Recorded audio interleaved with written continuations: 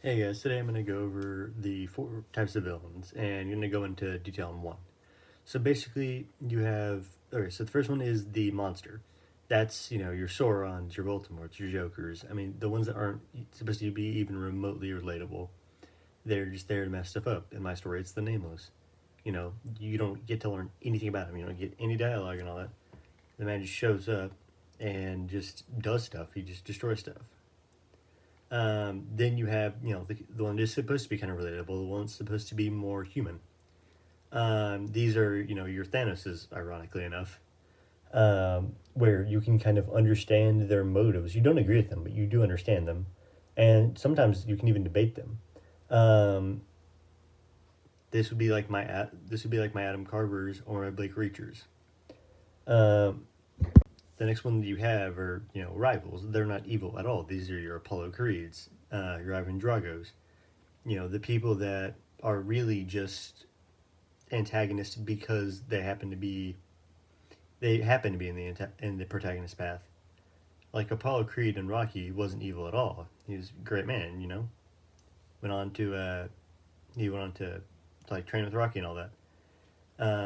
Same with Ivan Drago. He's basically just there to to prove that he's the best boxer, same as Rocky. And then the last one's basically kind of kept to like mystery, where like you're kind of trying to figure out who the villain is. An example of this would be like Scooby Doo, where oh, it was Old Man Jenkins. Whenever you take off the mask, these are the ones that you don't know who they are, and you're kind of trying to figure it out for most of it. So that's why you don't get much from it. It's kind of different from the monster, but at the same time, you don't really get that much from either. I want to kind of tell you guys about Adam Carver. Basically, he's a war veteran, and basically, he was in, I think it was Iraq. Sees all the carnage that goes on there, and he's like, hey, I'm going to become a guy that's very into like world peace and stuff like that.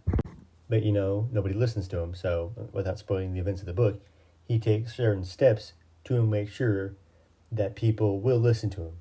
And the thing is, he actually does, create world peace at the end. I'm not going to reveal what the steps are because, it's plot relevant. But it does put him in, like, direct conflict with the protagonist. June, Tucker, Mark, Ryan. So he's not really like the rival like Apollo Creed. I tried to write him more as a Thanos character. I think you're probably going to agree with him less than Thanos. That's fine. But yeah, those are the four types of villains.